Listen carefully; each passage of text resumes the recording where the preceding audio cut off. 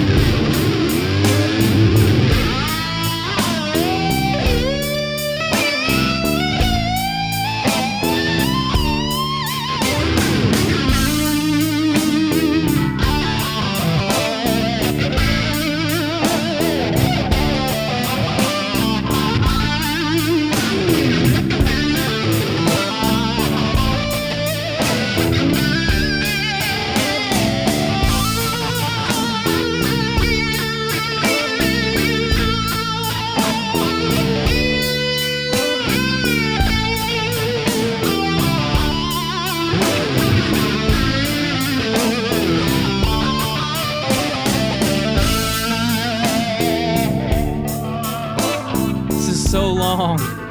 I'm just gonna stop it. And done. There.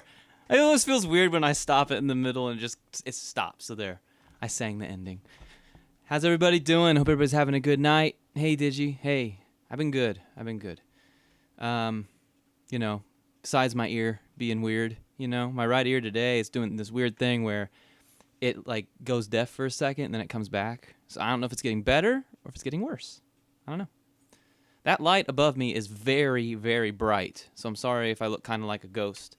Normally I have a hat and it, but without it. So yeah, hope everybody's doing good. Tonight I've got this. So I've had this guitar for like over a year now. And I'm going to make a video on it, but I'm waiting because I want to make sure I do it right. This is the HM Strat. This is an 89.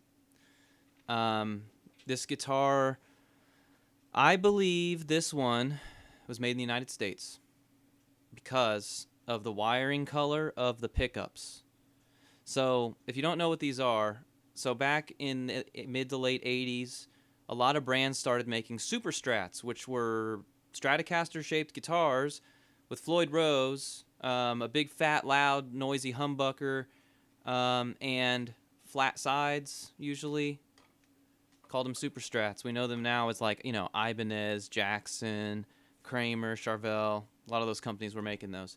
Fender was like, hey, we need to get in on that and make one of our own. So they started making like the Fender Lead series, and then they made this. This is the Fender HM, which stands for Heavy Metal Strat. The most obvious thing that tells you it's an HM Strat is the amazing, awesome headstock where it just says Strat with this colored line underneath it. You've got Fender right here as well. The body, it came in a flat color like this with no pick guard. They came in a bunch of colors. There's like a yellow one, a white one, a black one. This is a red one. Yes, I got it at the pawn shop. Interestingly enough, it was actually the first guitar that I bought from that pawn shop. So, if you go back through my videos and think about the stuff that I've acquired over the last couple of years, I've actually had this one all along. I just never made the video. So anyway, they were made in Japan. Some of them were made in the United States, but they don't say made in USA anywhere. And every one of them says Fender USA on the neck plate, even if it was made in Japan, adding to the confusion.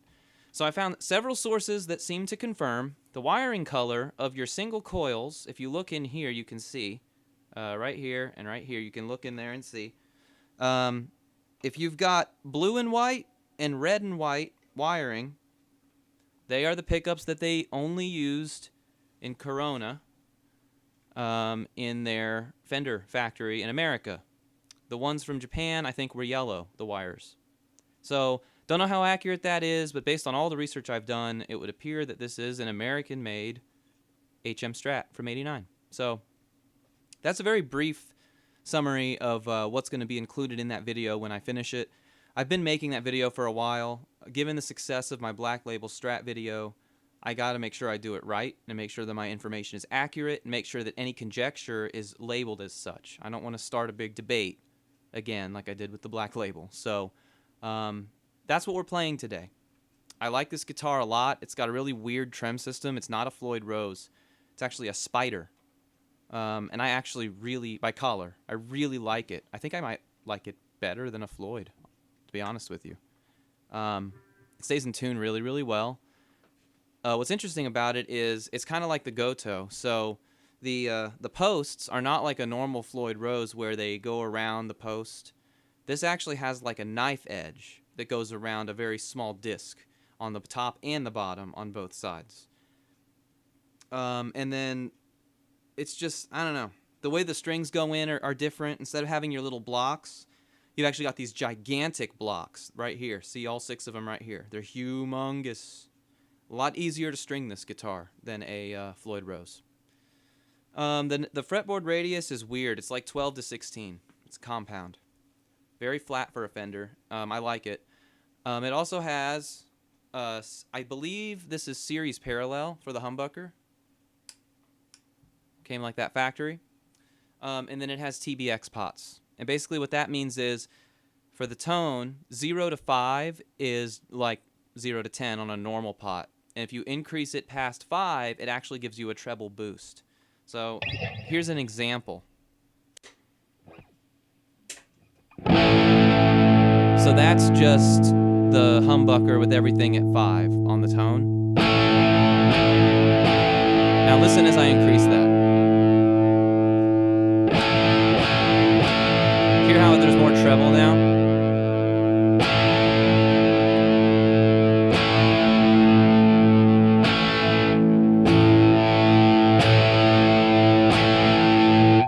So that's a pretty cool feature of this guitar, and it's on all the pickups. So like here's the neck. You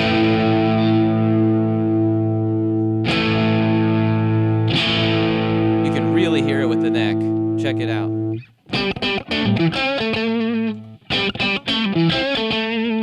Hear that treble boost? That's a pretty cool feature.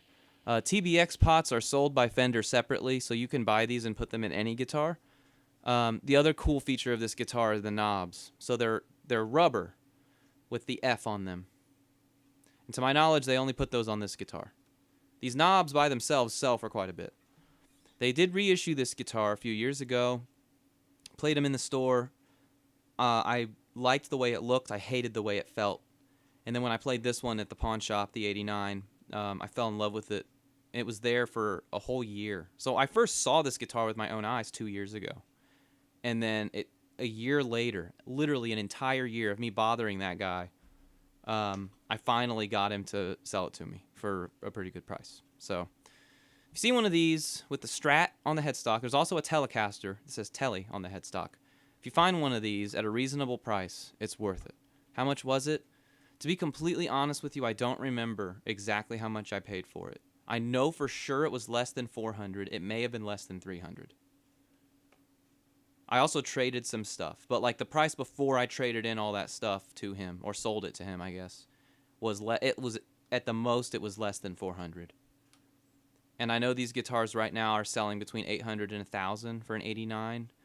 I wouldn't say that it would sell for more because it's American, because I can't prove that it's American. If I could prove that it was American, I'm probably looking at maybe $1,000 to $1,100, maybe if I find the right person. There are some problems, though. Like, there's a scratch in the finish right here that it was like that when I got it. The strap buttons are kind of loose. But, you know. Of all the guitars I own, this one's probably worth the most. It's between this one, my 85 Beretta, and my Gibson Firebird Zero. Firebird Zero is probably at the bottom of that list. But, yeah, between all the guitars I own, it's probably between this one and the Beretta. And I got them both from the same guy.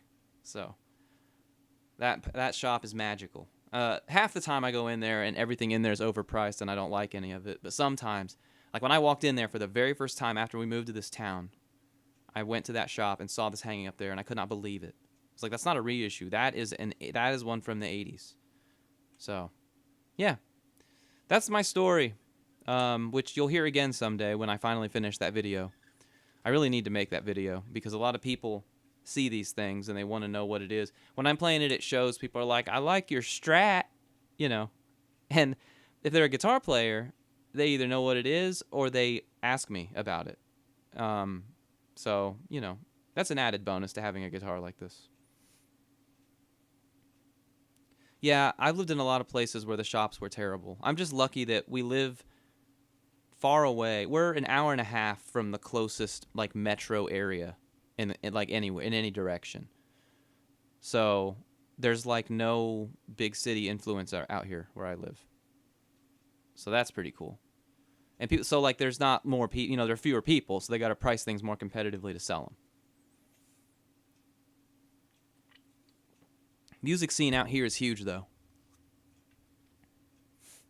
Duosonic neck on a Telly for $900.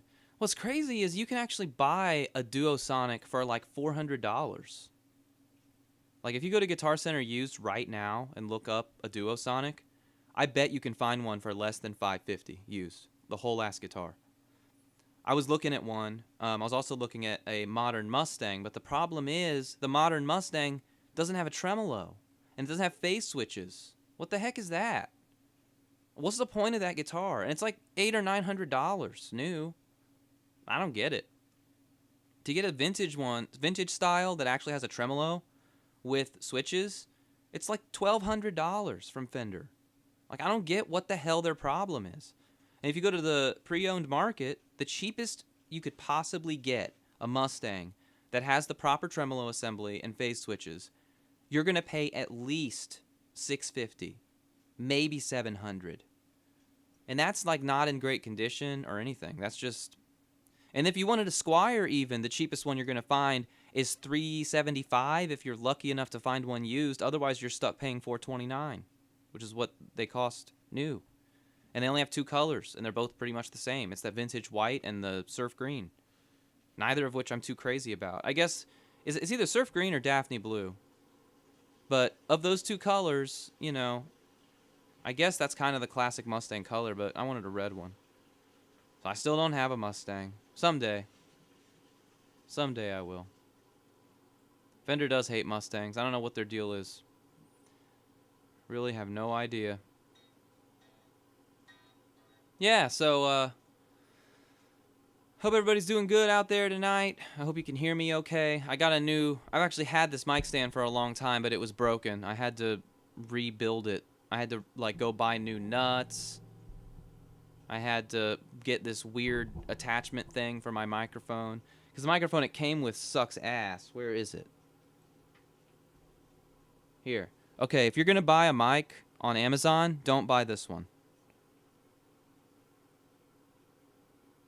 The newer NW700. So the thing about it, when it worked, it was awesome. I really liked this mic. It did what I needed to do. It was great for voice work. I sang with it sometimes. Sometimes I did backing vocals. I've mic'd guitar cabs with it, you know. You use what you got, right? And that's all I had. It was great. And then one day, it just stopped working. Didn't drop it, nothing. Just stopped working. Stand's cool. I like it. I like the stand. It's better than what I was using, which was putting the mic stand between my legs and doing this. But with this thing, I can move it all around. You know, I like it. So, yeah. All right, well, I've bored you enough with speech. Unless there's something else you guys wanted to talk about, I'll play something else.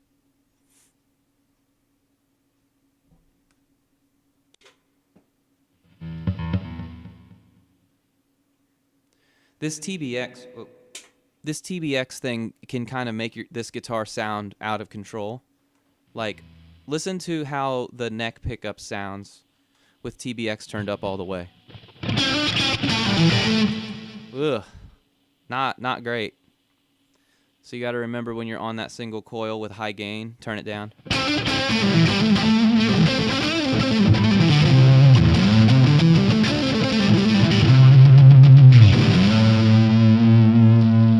So I turn it back up.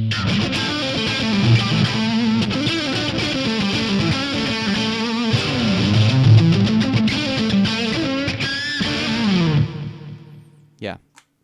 So anyway, one last thing I want to say about this guitar before we continue is I think it really gives you everything because it gives you the coil splitting of the humbucker. It gives you the single coils of the Strat. It gives you the Floyd. It gives you the flat radius. So I mean, it's got it all.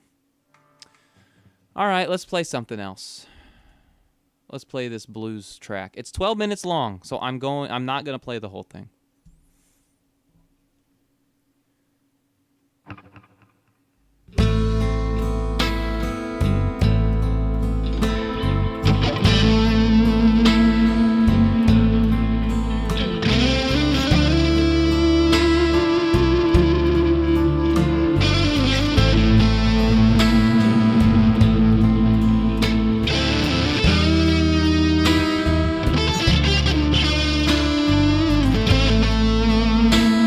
Something to say to that, did you? We'll talk about it after this.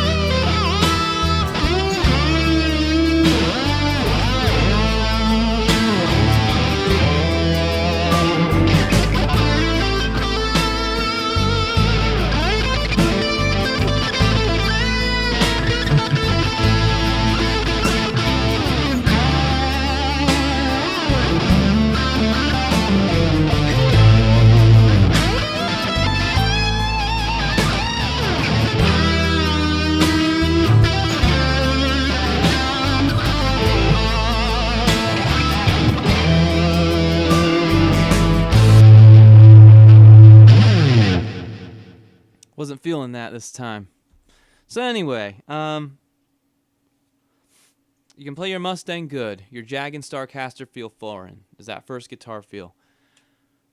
It could be a couple of things. Let me scoot up closer to the mic. So, it could be a couple of things. The first thing is, your first guitar is probably, unless it's a terrible guitar, which it's not. Your Mustang is a great guitar. So if your first guitar feels good, like the fretwork is good and you're just used to it, nothing will probably ever feel like your first guitar. Nothing. I mean, you might pick up a 66 Mustang and it won't feel like your first guitar. So that's half of the problem. The other half of the problem is some guitars just aren't it. Case in point, I had a Jaguar. I had the vintage modified Jaguar. I'd wanted it forever. Finally got it. And I don't have it anymore because it didn't feel right to me. It was a nice guitar. It was my favorite color. It had all the features I would want in a Jag. But I didn't really feel it. It felt weird to me. So I no longer have that guitar. It's gone. So, you know, sometimes you end up with a guitar that on paper it should be awesome, but it just isn't for you. It might be for other people, and clearly it is. The Jaguar, for example, is a very popular instrument. A lot of people swear by them. So, you know, I would say objectively they're not bad, but sometimes you just don't feel it. Well, yeah, and that's why you have one, and that's why I would encourage you to keep it. They're not easy to find. I've been looking for one since I got rid of mine, because I do regret not having it anymore. I don't regret the reason why I got rid of it, though. Like, I know why I got rid of it, and it made sense. I have a bunch of guitars like that I've had and don't have anymore. I had a ESP LTD. It had a Floyd Rose. It was HSS. It had like an 18-inch radius, 24 frets. It had everything. It had like this really nice like black zebra top looking kind of thing. It was really nice. It was the first Floyd that I ever owned. And, you know, I played it for a while and then it just didn't feel right anymore. So I got rid of it. I don't have it anymore. That's just what happens sometimes with guitars. And to drive the point home, I did mention this in a video probably about a year ago, but I still have it. It's a Kramer Assault. And on paper, it should be a rock star guitar. It's got a Les Paul body. It's black with, it looks like an ebony fretboard. I don't think it is. I think it's just laurel or rosewood that's stained really dark. It's got deep, bright red trim, red fret markers, red humbuckers. It has a coil split on the neck pickup. It has a Floyd Rose. It has a set neck. I mean, it has literally everything that I would want. Like, if I were designing a guitar, it has pretty much everything I would want in it. And when I play it, it just doesn't feel right to me. Like, it just doesn't feel... It doesn't feel cheap. It doesn't feel crappy. It doesn't feel like a toy. It doesn't feel like it's badly made. I just don't feel it with that guitar when I play that guitar. When I see myself in the mirror or on a video with it, I love the way it looks. I mean, it matches my favorite color scheme, but I don't like it. I'm selling it. I'm getting rid of it. So even if on paper something looks awesome, or you look at pictures online and you're like, oh my God, I love the way that looks, and you've not owned that model or style of guitar before, I caution you against purchasing it unless you have an opportunity to play one that's similar somewhere. I thought this Kramer was going to play like a Les Paul with a Floyd Rose, and it doesn't. It doesn't play like a Kramer with a Les Paul body either. I can't really tell you what it plays like. I can tell you that... sorry, there's a fly. I can tell you that I don't recommend it. If you want to get one, find one to try first before you buy it. But yeah, so that's the long way of saying it happens sometimes. Something that should be good on paper, that you like the look of, you like the symbolism, you like the brand, you like the color, you like everything about it, and then you put it in your hands and you play it and you're like, eh. It happens. I would tell you in your particular case, though, for your Jag, hold on to it. Starcaster, that's up to you. I think everybody should own a Strat-style guitar. I'll tell you that my Starcaster, I feel kind of the same way. Like, of all the Strats I own, it's my least favorite, which is really weird because I own like 9 Strats. It's my least favorite, but I still do like it because I wouldn't keep a Strat around that I don't like. But I understand. I feel kind of the same way about that Starcaster as I do as you described. It feels kind of foreign when I'm holding it. Doesn't feel like my Black Label. Doesn't feel like my Made in Mexico. Doesn't feel like my my Frankenstein guitar that I showed a couple streams ago, the W guitar. Doesn't feel like even the Bullet hardtail, which has a good neck on it now, by the way. Doesn't feel as good as that. Doesn't feel as good as my Affinity. The only one it might feel better than is the SSX Stinger, because it has a really weirdly shaped neck that hurts my hand. And it certainly doesn't feel as good as this one. So, crazy. But as far as Strats go, if you find a better Strat that you like better, I would encourage you to try it out, because you might like it better than the Starcaster, and then you could get it. Yeah, the 12-inch radius, I have a love-hate relationship with that. Because, like, I love my Les Paul and my Gibson scale length and neck style guitars, and those have 12-inch radius. Mustangs also have a 12-inch radius, but it's a shorter scale.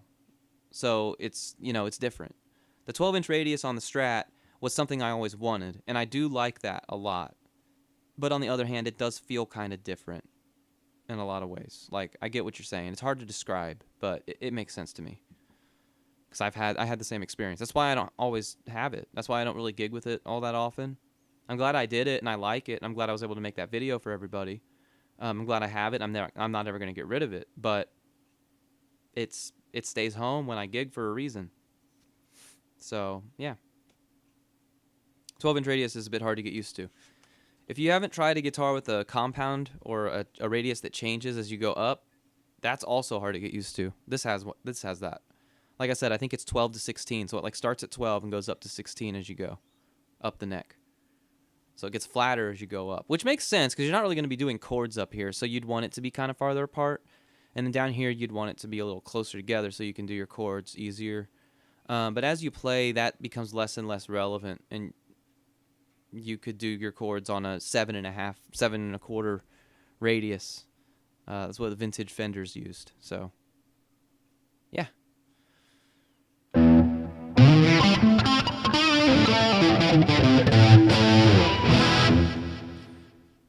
All right. You can tell people you have a Fender. You could say it more honestly than a Squier, calling a Squier a Fender. It does say Fender on the headstock. It has a really cool logo. The headstock shape is like one of my very favorite Fender headstock shapes. I absolutely love that headstock shape. It's so weird. And I don't know. It's so weird. It's one of those things where someone sees it in the crowd and they're like, what? What is that? I gigged it one time and people asked me about it. Where do I get one of them? Well, pre-owned online because they don't make them anymore. And you might need to do a lot of work to it.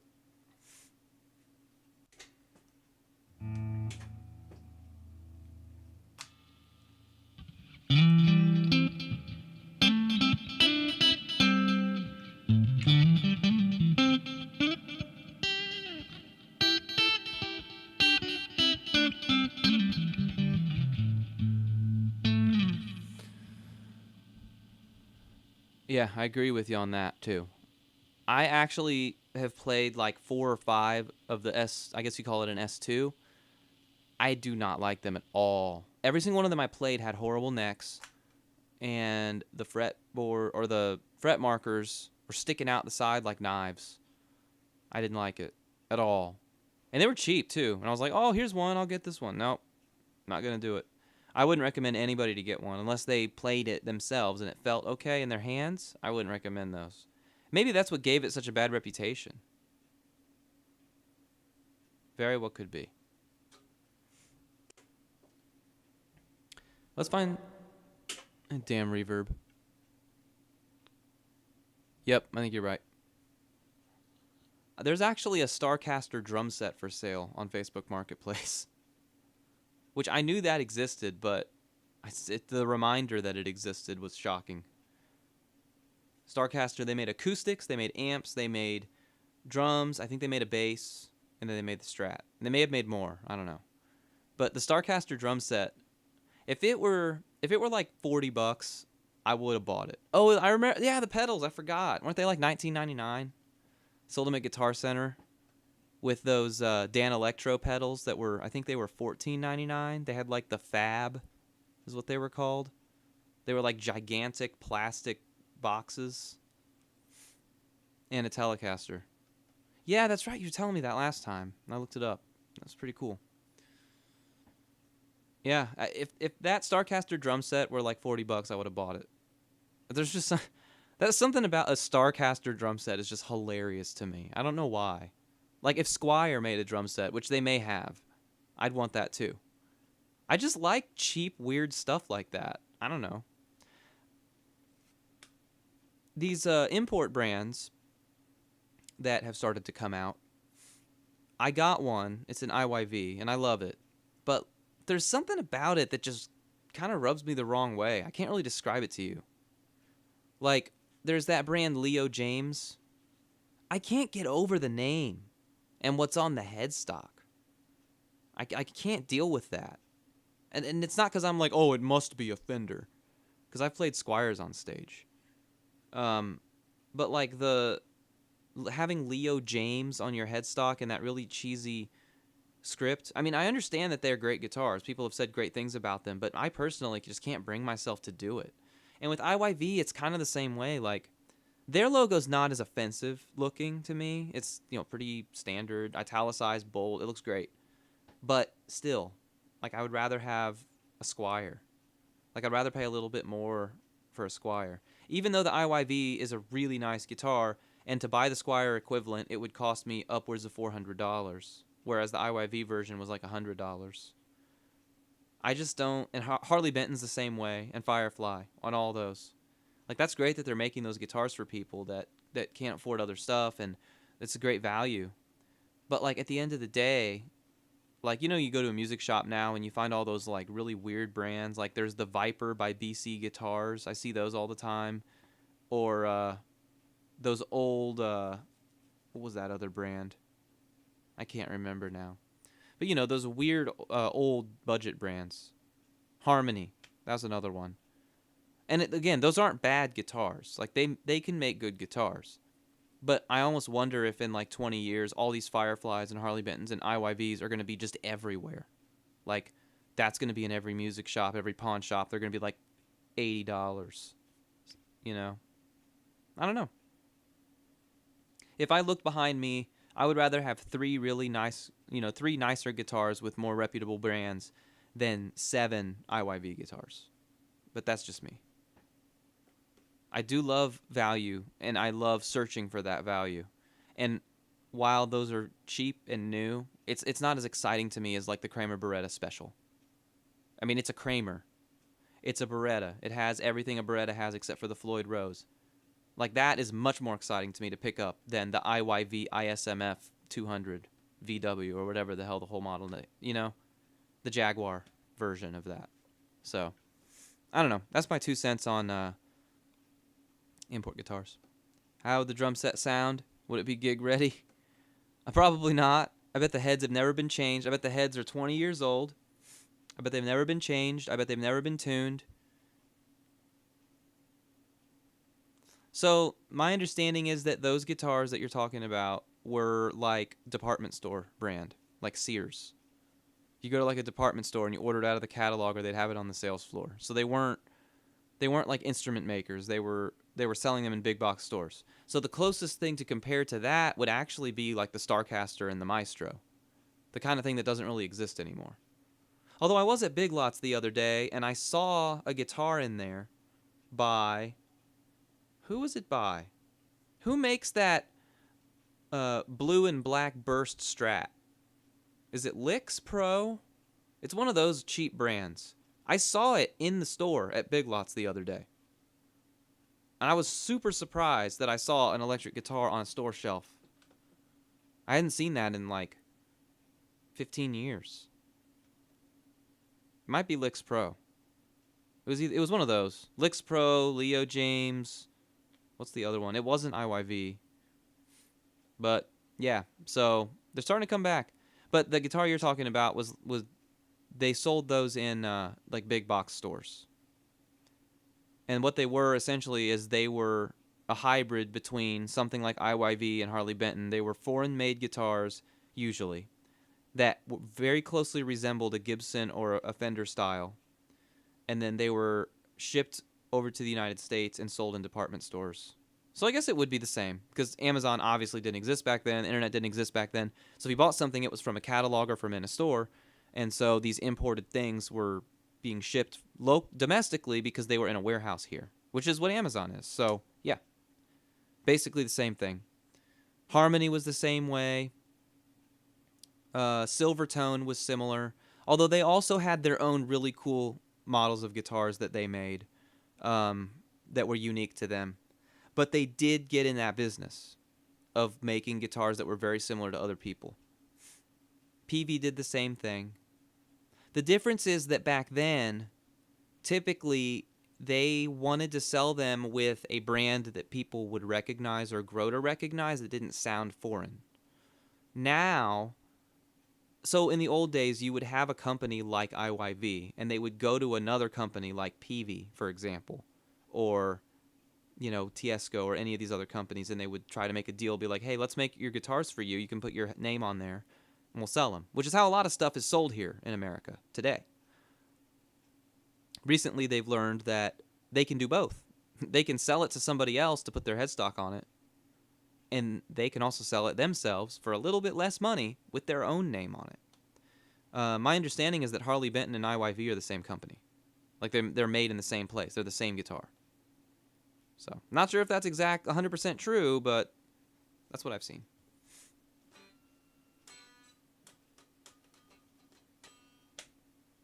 So yeah, I bored everybody to death with my story. For what it's worth, I did play one of those Tiesco guitars before, and it actually wasn't bad. They're usually really cheap. Because they're not worth anything. Let me make it clear. They're not really worth anything, so don't expect to get your money back. But if that's something that's appealing to you, like you like the idea of that guitar, like, oh, this is cool, it's 60 years old, and, you know, I mean, there's nothing wrong with it. I mean, they work. And you could put upgrades into it and stuff, and you'd lose all your money in your upgrades, but you could do it. I'd like to see that. I'd like to see somebody put like a super distortion in one of those guitars.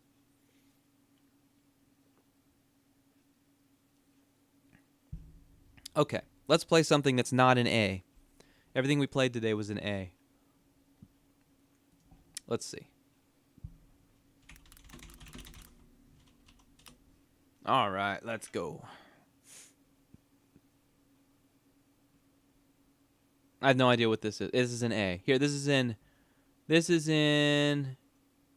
why are they all in A? I don't want to play in A anymore. Here, this is in D.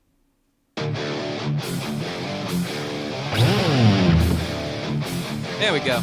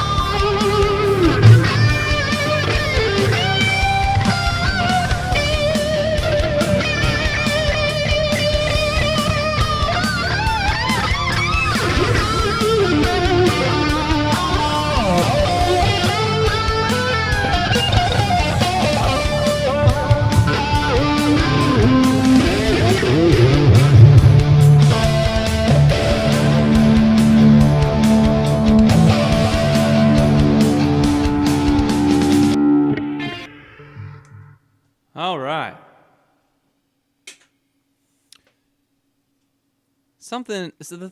One of the problems with this, using this line 6, I'm noticing that, like, I'm losing some of the clarity from the guitar. Like, let me give you an example. There's supposed to be delay and reverb, right? But you can't really hear any of that with the backing track playing.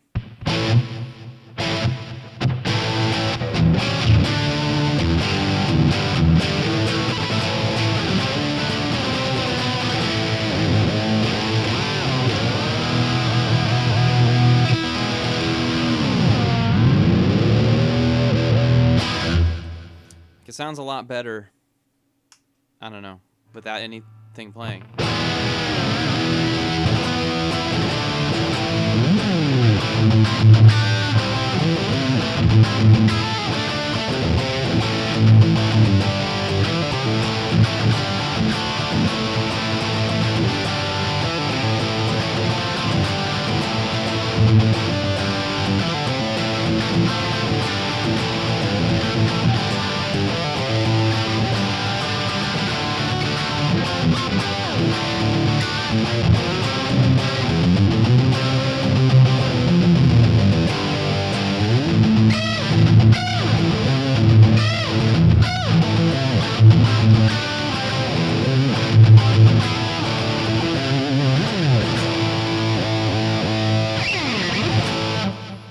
Just sounds a lot better without anything playing behind it.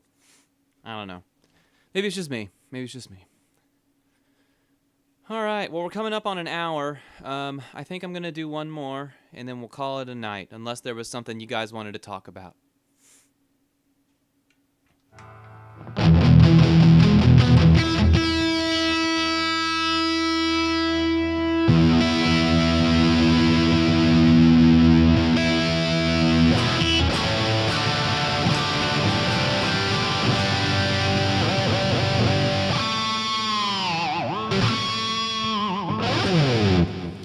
Nirvana covers.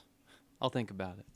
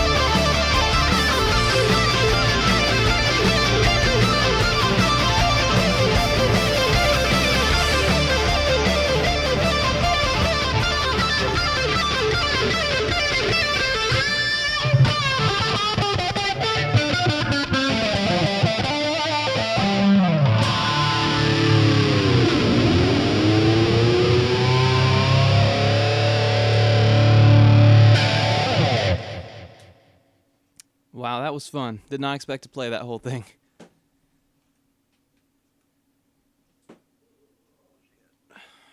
Okay. Thank you, Merc. Oh, no. Sorry about that mouse problem. I'm seeing that in the chat. You know, I had a mouse in my kitchen not too long ago. So, like, I know how that goes. I get it. I'm really sorry. I will recommend this to you if you haven't done this. Go get those old-fashioned snap traps, right? And put a little bit of peanut butter or something in it. And put it where you hear the noises. And I bet you when you wake up in the morning, you'll catch it. It'll be caught. That's what I did, and it worked. I did it 2 nights in a row, caught 2 mice. There were only 2. So if you do it early, before they reproduce, you could probably catch them, and then you don't have to worry about it anymore. You could do that. What I did was I thought about that too, and I thought, you know, they're probably going to use the box to get around it or something, so I just put on gloves, picked it up, threw the whole thing away. Depends on how much it grosses you out. Another trick that I have for you, depending on where it is, if you get a bucket and then you get like a 2x4, take the 2x4 and like lean it off of the edge of like a counter or a table, right? Over a bucket full of water, and then take some food and put it on the end of the wood and push it just far enough that it starts to tip over, and then push it back just a little bit. When the mouse runs across the wood to get the bait, whatever you've put there, the whole thing will fall into the bucket and it'll drown. That's another tip that I have for you. So, you can also take a bucket of water, fill it up about halfway, take some peanut butter and smear it around the inside, so they got to reach down to get to it. Put it about, you know, this far down. So they'll reach down for it and they'll fall in the water. That's another tip that I have for you. Those are my mouse tips. I just dealt with this. It was like my house was under siege. It was horrible. And I could hear them at night. I'd be in the bathroom and I could hear them on the other side of the wall. I didn't want to go in that room. It freaked me out. So, like, I totally understand what you're saying about how you can't sleep. I get it. Those are my tips. If you use... I would start with the trap, the old-fashioned trap. Just, you know, the ones you see in the movies and in cartoons. Start with those. And if that doesn't work, then move to the bucket methods. Those work too. If you don't have kids or pets, you can also get those little poison pellets at the hardware store. They love those things. What they do is they eat them. It dehydrates them like in a matter of minutes, and they die. The only problem with that is they'll crawl out off into a hole and die, and then they'll smell bad, and you won't be able to find where their bodies are. So, oh man, I've heard that. I've heard that you guys in New York City, if that's where you are, I've heard that you guys can get them the size of small cats or something, like these gigantic rats. You got a dog scared of them, yeah. See, I have a little toddler and a dog, so I couldn't use the poison. If you've got a dog, don't use the poison. It won't kill your dog, but it'll make it sick if it eats it. My dog was worthless. It saw it go by and it just watched it. Like, who cares? So, good luck with that. I really feel for you. I understand how stressful that is. But hopefully those tips are helpful. And you probably already figured that out. Sometimes it's just nice to hear it from somebody. Okay, well, of course, I'm happy to help. Doesn't have to be just guitar stuff. We're all trying to get through this life anyway, aren't we? I think I'm going to call it quits for tonight, guys. It's 2:15 in the morning. I've been doing this for over an hour. I have a gig Saturday. There is good service there. So, in theory, there should be a live stream on Saturday of my band playing. I'm not sure what time. I think it's 8 o'clock Eastern time. Let me actually check and tell you for sure right now. It is at... That is wrong. I have 7 on here, but that can't be right. So I'm checking right now. We are going to be live on Saturday night at... I've got 7 p.m. That's awesome. For those of you who have done like the gigging and stuff like that, like 7 p.m. is really early. Like that's awesome. Usually we play like 8 to 12. 7 to 11, I think, Eastern time. So I'm going to try to stream it. Last time we streamed from that location, it was so hot that my phone overheated and turned off in the middle of set 1, but set 2 and 3 were good. So as long as it's not like balls hot on Saturday, then we should be in good shape. All right. Well, good night, everybody. I appreciate you hanging out with me. These streams mean a lot to me. We're getting very close to 1,000 subscribers on this channel. So I'm really excited about that. It's because of you guys, really, that I even do this. So when I started out doing this, I didn't expect that I would have 940 people who clicked the subscribe button for me. I never thought that would happen. I never thought I'd have even one person wanting to watch me live. So, you know, you guys are the best. You really are. Thank you very much. We can talk more in Discord if you'd like. I'll be on there for a few more hours tonight. So thanks. Good luck with your mouse. And good night, everybody. Have a good night.